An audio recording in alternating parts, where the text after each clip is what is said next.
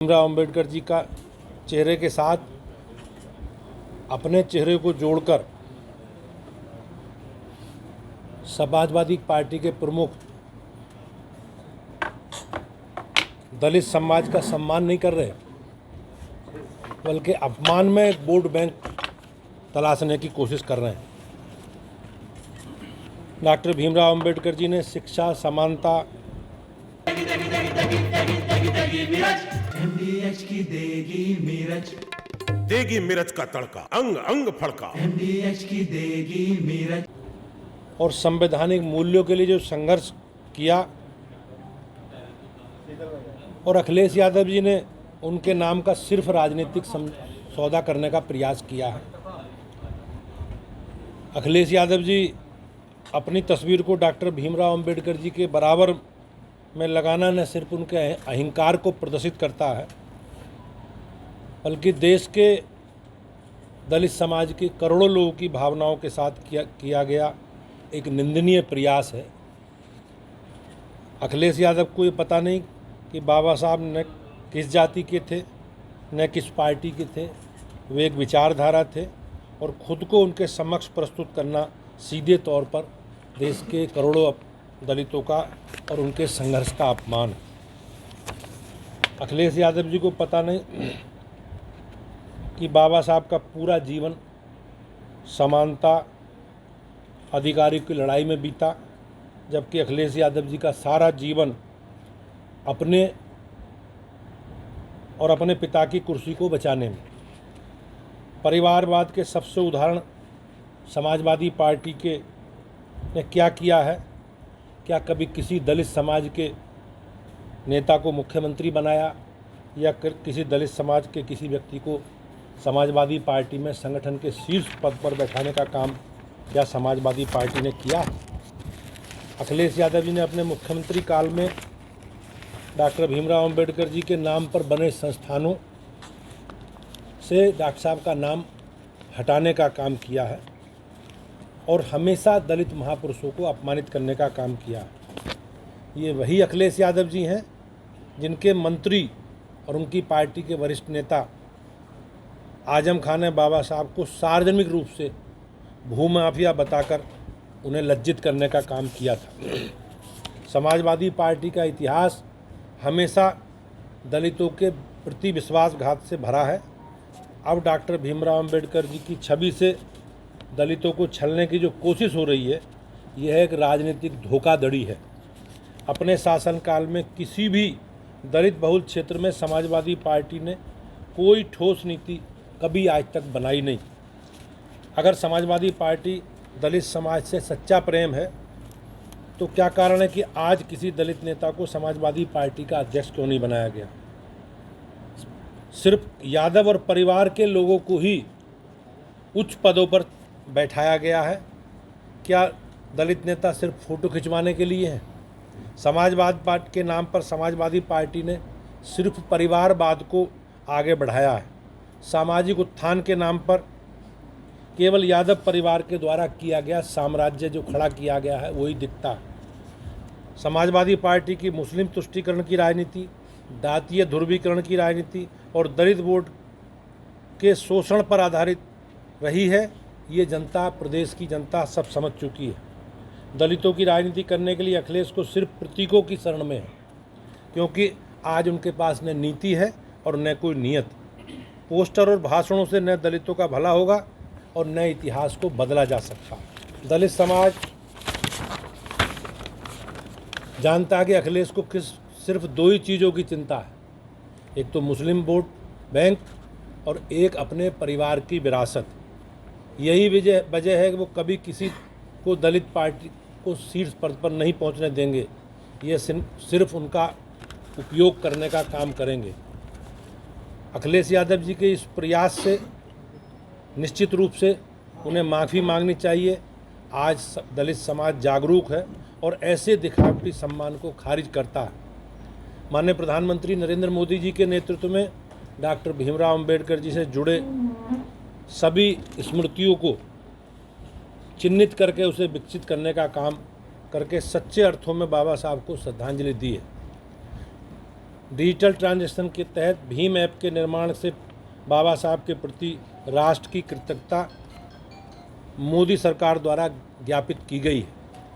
इस प्रकार से समाजवादी पार्टी के द्वारा जो एक ये प्रयास किया गया है लोगों को भ्रमित करने का, मुझे विश्वास है कि उत्तर प्रदेश की जनता समाजवादी पार्टी के चरित्र को जानती है और किस प्रकार से समाजवादी पार्टी की सरकारों में दलित महापुरुषों के प्रति, दलितों की स्मृति के प्रति किस प्रकार का उनका एक एजेंडा रहा है और किस प्रकार से दलितों की झोंपड़ी में आग लगाकर उनकी ज़मीनों को कब्जा करने का काम और सबसे ज़्यादा दलित समाज के उत्पीड़न का काम समाजवादी पार्टी की सरकार में हुआ है, ये प्रदेश की जनता जानती है।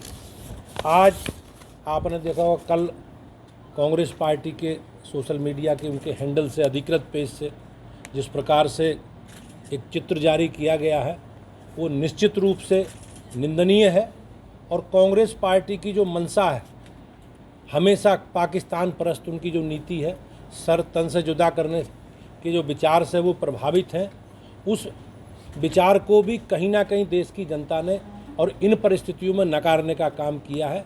इस प्रकार के षड्यंत्र करने वाले राजनीतिक दलों से हम सबको सावधान रहना है और निश्चित रूप से इस प्रकार की जो परिस्थिति देश के सामने आज बनी है, पहलगांव की घटना के बाद जिस प्रकार से कांग्रेस पार्टी और विपक्ष के लोग एक नकारात्मक राजनीति का एजेंडा सेट करके देश विरोधी काम कर रहे हैं और ये नफरत की राजनीति फैलाने वाले लोग, देश में समाज में जाति और टकराव पैदा करने वाले लोगों का जो एजेंडा है उसे प्रदेश की जनता आज निश्चित रूप से नकार चुकी है। ऐसा ही मेरा आप सब लोगों से निवेदन है। धन्यवाद। जैसा मैंने कहा, समाजवादी पार्टी हमेशा हमारे देश के महापुरुषों के बारे में, राष्ट्र नायकों के बारे में जो उनका दृष्टिकोण है,